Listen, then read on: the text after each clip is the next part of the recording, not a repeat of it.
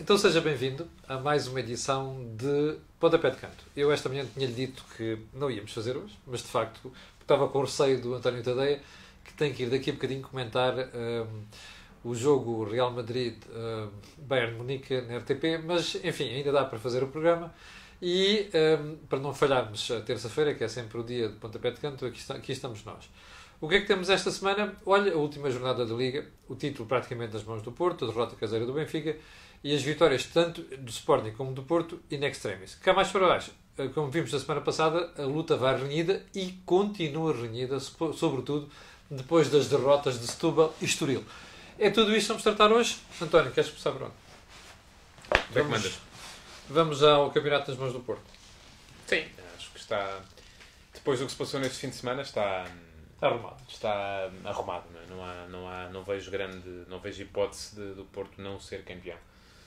Esta época, o que significa que o Porto vai mesmo ser campeão. E olhando para aquilo que foram as últimas semanas de campeonato, sobretudo, acho que é um título justo para a equipa do Porto. E porquê justo? Porque o Porto, se formos a ver... É mais estável, tem mais pontos, vai chegar ao fim com mais pontos. Sim, e eu acho que é sempre sintomático quando a equipa que faz mais pontos no campeonato, a três dos grandes, acaba por ser campeão nacional. Porque o campeonato nós podemos olhar para ele como uma prova de regularidade. Sim. Mas, e é uma prova de regularidade, são 34 jornadas neste momento em que, e os treinadores passam a vida a dizer isso, valem tanto 3 pontos num clássico como valem 3 pontos num jogo com o Desportivo das Aves ou com o Estoril ou por aí afora, e já vimos muitas vezes equipas perderem campeonatos à conta de percalços e de escorregadelas em jogos em que, há 2 anos olha, foi assim. como aquela do Benfica agora contra o Tondela. Mas ao fim e ao cabo acho que não se pode dizer que o Porto tenha sido campeão por causa de, ou vá ser campeão, que vai com toda a certeza, por causa da escorregadela do Benfica contra o Tondela. Porque se formos a ver, o Porto tem uma vitória e um empate nos jogos com o Benfica, uma vitória e um empate nos jogos com o Sporting. Portanto, logo aí se vê que nos confrontos diretos foi superior. O jogo decisivo foi o jogo da Luz. Pronto, a partir daí percebeu-se que foi, como tinha sido o Porto Sporting também. Exatamente. E como foi, por exemplo, o Braga Sporting muito recentemente, porque agora ouve-se muitos sportinguistas a dizer se o Sporting tivesse ganho em Braga, e é verdade, estaria com mais 3 pontos, estaria ainda na luta, à espera de que o Porto se o Benfica eventualmente tivesse ganho ao Porto, se o Benfica tivesse ganho ao Tondela. O futebol não é feito de SES, ponto final. Obviamente. Portanto, e parece-me que o Porto, a vir a ser campeão, como me parece que vai ser, acaba por premiar uma época a todos os títulos notável, com uma série de elogios que têm que ser feitos, necessariamente a começar pelo Sérgio Conceição. Já falámos aqui muitas vezes do papel que o Sérgio Conceição teve a gerir uma equipa curta. A gerir um plantel que é curto, eu não vou dizer vou dizer é curto. É verdade.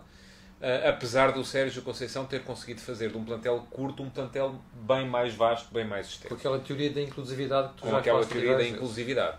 Porque, e também falei aqui nisso, quando o Porto, por exemplo, perdeu no Restelo, e perdeu por causa de um erro, ou começou a perder por causa de um erro do Osório, que era a primeira vez que estava a jogar, o tal jogador que tinha chegado do Tondela, eu disse na altura que não era capaz de criticar uma coisa que ao mesmo tempo era a justificação, a melhor justificação que se encontra para a força que o Porto vinha mostrando, que é o facto de Sérgio Conceição ser capaz de incluir todos os jogadores e de fazer do tal plantel curto um plantel mais vasto.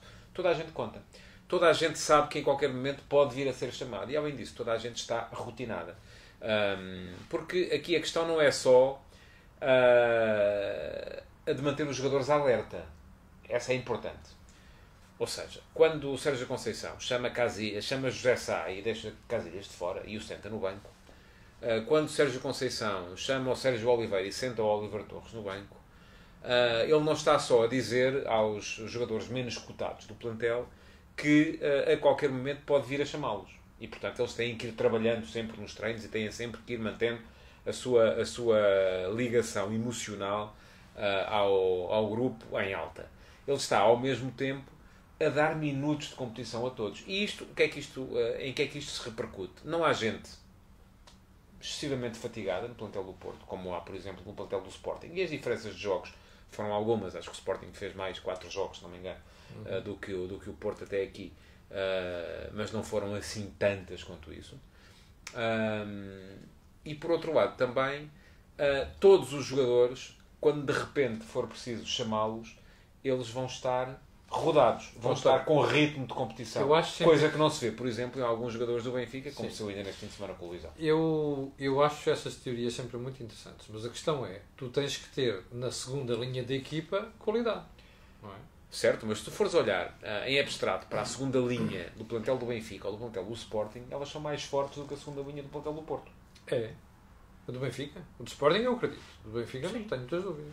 Não, mas não tenhas, porque, repara, a questão é que os jogadores que estão nessa segunda linha do Benfica só são chamados a jogar quando o Rui faz anos. E o que é que isto implica?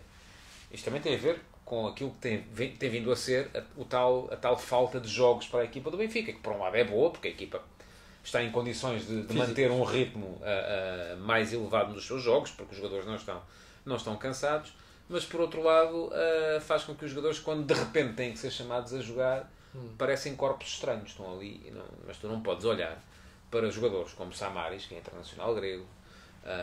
Zivkovic faz parte da segunda linha do Benfica, só entrou na equipa porque de repente Krovinovic deixou de jogar. Jiménez faz parte da segunda linha do Benfica, internacional mexicano, só entrou na equipa porque de repente Jonas deixou de jogar. Se fores a ver bem, um jogador como o Rafa, que está agora a jogar e tem sido dos que mais têm rendido, faz parte da segunda linha do Benfica. Os titulares são o Sálvio e Sérvio nas aulas do ataque.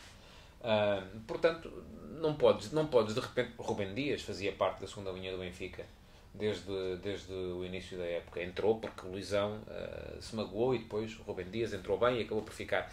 Portanto, não podemos olhar para aquilo a que chamas Douglas, veio do Barcelona, enfim.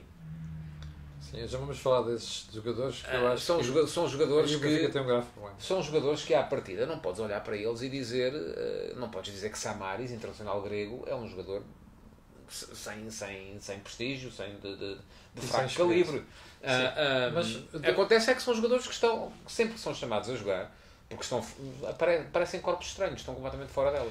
E isso acaba por... Deixa-me voltar, já que gasto o Benfica, eu lembro que há uns meses de ter perguntado se o Luizão já ainda tinha pernas para estar na equipa e se não devia abandonar. E tu disseste na altura que o Luizão é um jogador muito inteligente e que fazia falta ao Benfica.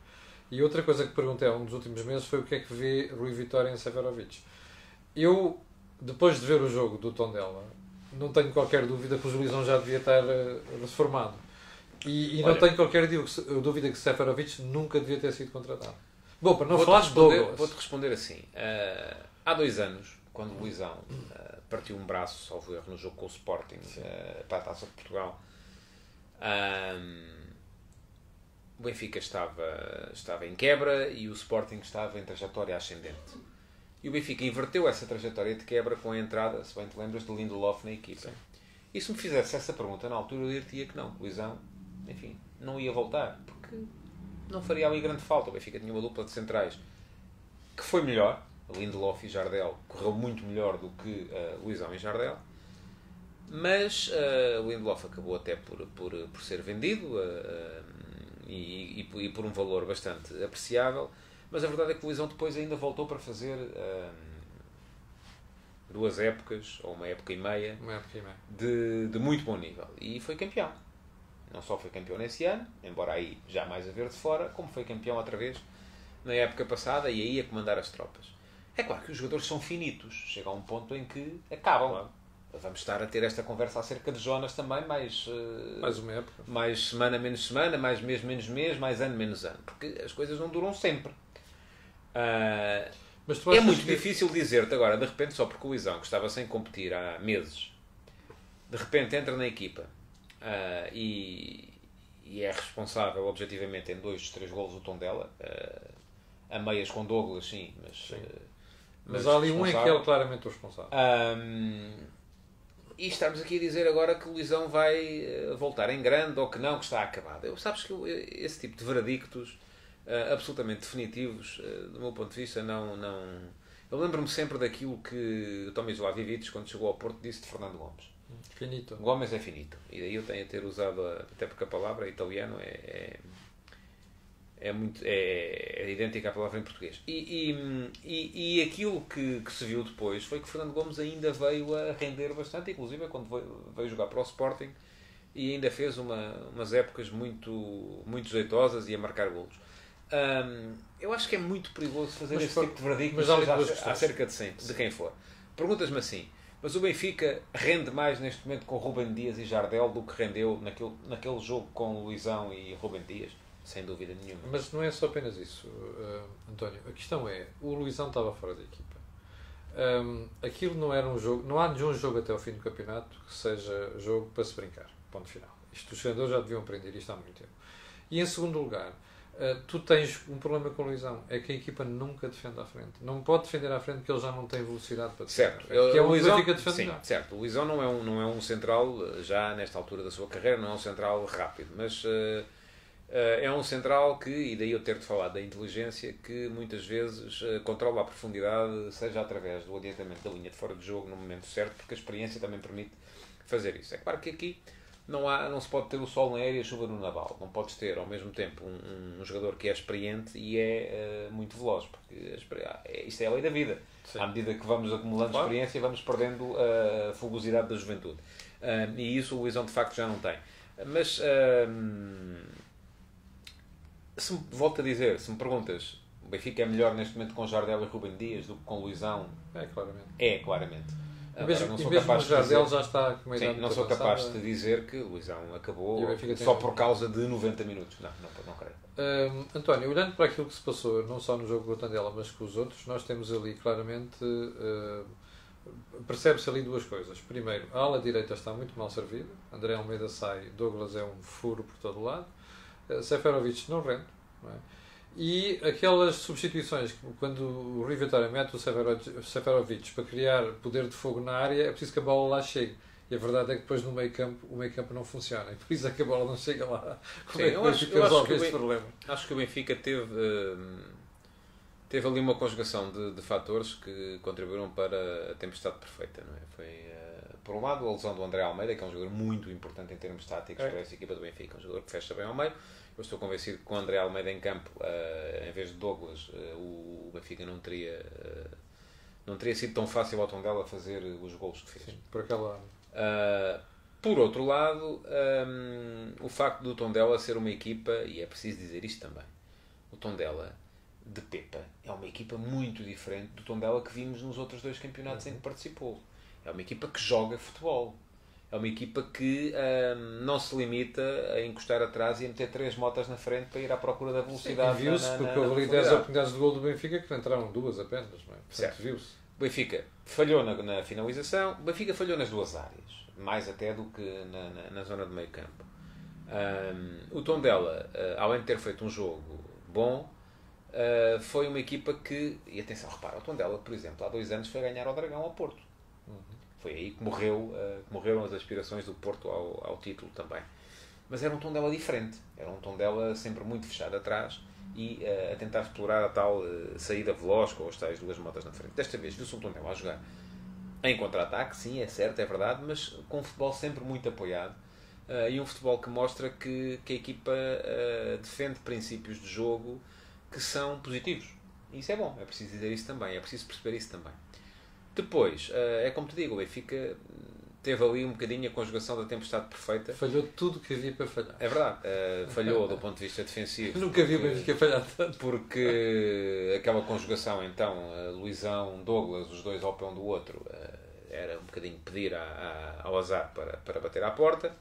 Falhou do ponto de vista da finalização também, e aí falhou na capacidade também para criar mais situações, porque aí está, faltou-lhe Jonas, e Jonas é fundamental na forma como baixando para o espaço. Mas deixa-me fazer uma pergunta. Não valia a pena ter baixado, por exemplo, ou colocar Samaris ao meio e puxar o Luizão para a direita? Em vez de fazer aquela conjugação de Luizão... Bom, isso é que era uma invenção... Ou seja, era uma invenção total, não sei. Que é uma coisa que nunca vi assim, portanto nunca vi o Luizão jogar a defesa direita em 15 anos que ele leva no Benfica, portanto não são aquelas mudanças que nenhum treinador gosta de fazer, não é? Que é inventar. Pois, até porque o futebol, quer dizer, as equipas jogam como treinam, não é? As equipas fazem em campo ao fim de semana aquilo que treinam durante a semana. E se o Benfica não treina com Luís de fazer direito, não me parece. Tenho muita dificuldade em imaginar esse cenário. Na ala esquerda, onde tu tens Seferovic, Franco Sérvio e tens Grimaldo, aquele tridente que antigamente funcionava lindamente deixou de funcionar. Mas isso também tem a ver com Jonas? É Jonas. É fundamentalmente Jonas e é aquilo que me parece ser uma baixa de forma de Grimaldo também, que não está parece notar a jogar aquilo que já tinha jogado. Mas é fundamentalmente Jonas, porque repara, Jonas é o jogador que, estando, seja como primeiro ou como segundo ponta de lança, baixa sempre e funciona sempre como vértice de apoio das triangulações que a equipa faz, tanto à direita como à esquerda. É igual. É ele que aparece sempre do lado da bola a funcionar como ponto de apoio para as triangulações. Não havendo Jonas, Jiménez é um jogador diferente. É um jogador que procura mais a profundidade, que vai também às alas, mas que não baixa tanto para as tabelas entre linhas e para as tais triangulações. E a equipa ressente-se disso também. Mas pronto, a questão aí é que nenhuma equipa pode estar tão dependente de um homem como o Benfica esteve de Jonas, como o Porto já chegou a estar de Marega, e julgo que foi aqui também que já falámos sobre isso, e como o Sporting se calhar estaria se de repente ficasse sem o Bruno Fernandes. Como é que vamos de tempo? Vamos com 16 minutos. Vamos com 16 minutos. Então vamos fazer aqui um pequeno intervalo e dentro de sensivelmente 45 segundos estamos de volta para a segunda parte, onde vamos falar do Sporting, mas também do que se passa lá em baixo no Campeonato dos Aflitos. Então até já!